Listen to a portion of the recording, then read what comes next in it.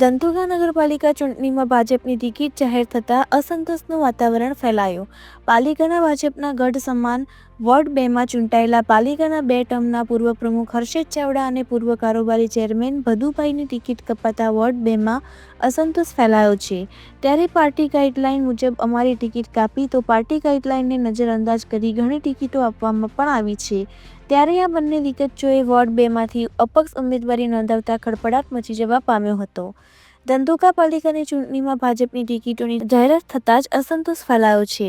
ભાજપે આ ચૂંટણીમાં 28 પૈકી 2 ઉમેદવારો જ રિપીટ કર્યા છે, જ્યારે બાકીના 26 નવા ચહેરા સાથે ભાજપ જીતના સમીકરણ માટે મથામણ કરી રહ્યું છે. વોર્ડ 2માં પાલિકાના પૂર્વ પ્રમુખ સતવારા સમાજના આગેવાન હર્ષદ ચાવડા અને પૂર્વ કારોબારી ચેરમેન ભદુભાઈની ટિકિટ કપાતા વોર્ડના ભાજપના કાર્યકર્તાઓમાં અસંતોષ ફેલાયો હતો. આજે ફોર્મ ભરવાના અંતિમ દિવસે બંને આગેવાનોએ અપક્ષ ઉમેદવાર તરીકે સમર્થકોના મોટા સમૂહ સાથે ફોર્મ ભર્યા હતા. આ બાબતે ભદુભાઈએ જણાવ્યું, અમારા વિસ્તારના પાર્ટી કાર્યકર્તાઓ અને વોર્ડના તમામ સમાજના લોકો, યુવાનો, આગેવાનોના આગ્રહથી અમે ચૂંટણીમાં ફોર્મ ભર્યા છે અને ભવ્ય વિજય આગામી 18 તારીખે આ વોર્ડની જનતાનો થવાનો છે.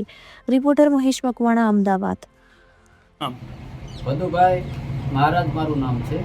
ભદુભાઈ, ધંધુકા નગરપાલિકાની ચૂંટણી આપ પૂર્વ કારોબારી ચેરમેન હતા, ટિકિટ નથી મળી, અપક્ષ ઉમેદવારી કરી, શું કહેશો? એમાં એવું છે કે અમારે ભાજપમાંથી એવો નિયમ આવ્યો કે ભાઈ ક્રાઇટેરિયા આવ્યો છે કે 60 વર્ષની ઉંમર હોય અને 3 ટર્મ લડેલા હોય એનો ક્રાઇટેરિયા રાખવામાં આવ્યો હતો.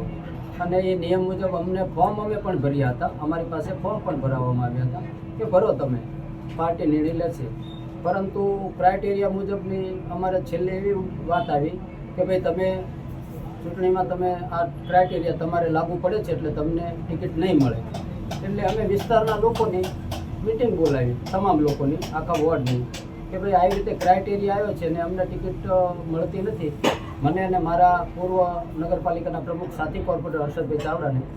તો વિસ્તારના લોકોએ એવું કહ્યું કે તમે પાર્ટીએ ભલે ટિકિટ ન આપી પણ તમે લોકોના કામ કરો છો અને લોકોને તમારી જરૂર છે, વિસ્તારને તમારી જરૂર છે, એટલા માટે તમે અપક્ષ ઉમેદવારી નોંધાવો અને અપક્ષ ઉમેદવારી નોંધાવી અને અમે તમારી સાથે છીએ એટલા માટે મેં અપક્ષ ઉમેદવારી નોંધાવી છે. હર્ષદભાઈ ચાવડાએ પણ એમના વાઇફ મધુબેને અપક્ષ ઉમેદવારી નોંધાવી છે.